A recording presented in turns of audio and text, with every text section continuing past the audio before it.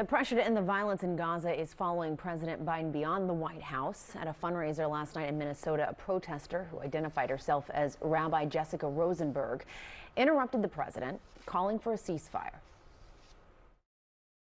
Mr. President, if you care about Jewish people as a rabbi, I need you to call for a ceasefire right now.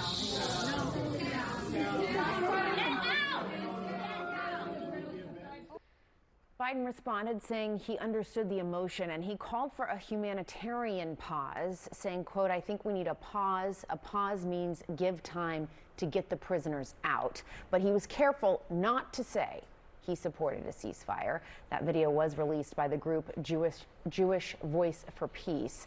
Let's turn now to Eylon Levy, a spokesperson for the Israeli government. Thanks so much for being here with us and for making time. We just played that clip from that fundraiser last night. President Biden saying last night that he supports pausing the fighting to get the hostages out. Is that something your government would consider? Israel has already twice temporarily paused hostilities in order to get the hostages out. Clearly, if there's a prospect of releasing our innocent hostages, then we will not bombard those areas in order to get them out safely. That is indeed the case. And if we're able to get our hostages out, those 240 people, including babies, then absolutely it would be possible to have a temporary cessation to facilitate their safe evacuation.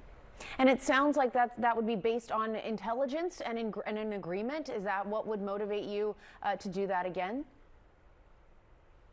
Our assessment is that the current ground operation is advancing the conditions to help free our hostages. We've already seen 4 hostages released under heavy international pressure. We're calling on more international pressure to release the rest of them immediately and unconditionally.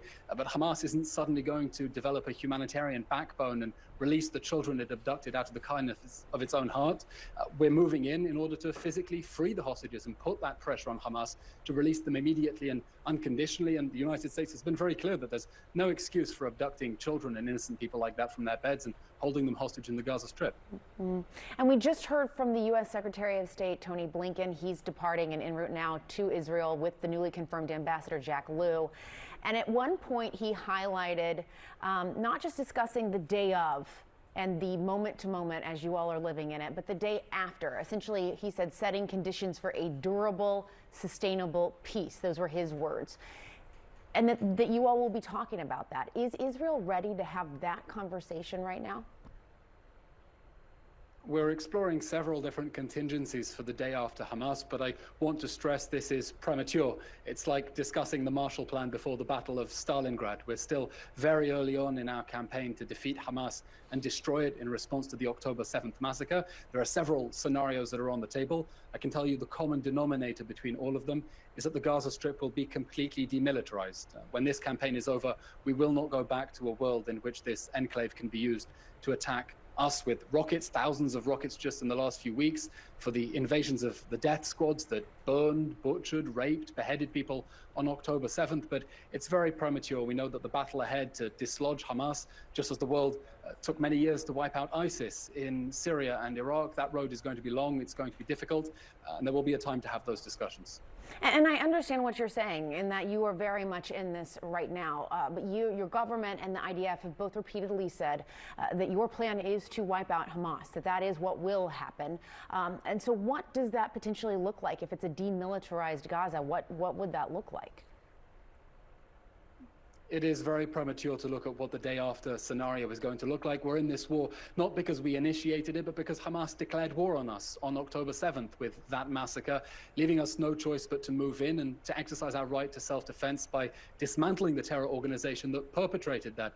I wish I could come and say that there were an organized plan and vision in advance, but this is a war that we were surprised by and dragged into. And we look forward to working with our international partners to rebuild the Gaza Strip the day after Hamas in a way that it can no longer pose a threat to the security of our people, but I think also just as importantly that it can never be used again by a terror organization that has subjugated it like it has in the last 16 years and diverted all that humanitarian aid into building its tunnels, building its rockets. And we hope the day after Hamas will be safer not only for the people of Israel, but the people of the Gaza Strip as well. Mm. And the State Department here in the U.S. has said it's concerned about growing Israeli settler violence against Palestinians in the West Bank. That that is likely to be talked about as well as the U.S. officials are there in Israel. What do you think the Israeli government should be doing about that? Clearly, we deplore anyone trying to take the law in their own hands and firmly condemn any vigilantism or hooliganism. That is not our way. Those are not our values. At the moment, we're focusing on defeating Hamas in the Gaza Strip and trying to stop this conflict from escalating further. We know that Hamas, immediately with the October 7th massacre, called on Palestinians in the West Bank to grab their guns, grab their knives, and go and attack Jews. They've been trying to drag Hezbollah into this war as well. And at the moment, we're trying to defeat Hamas and stop anything that could lead to a wider escalation of violence. All right. Eylon Levy, thank you very much for your time. We appreciate it. Thank you very much. Anytime.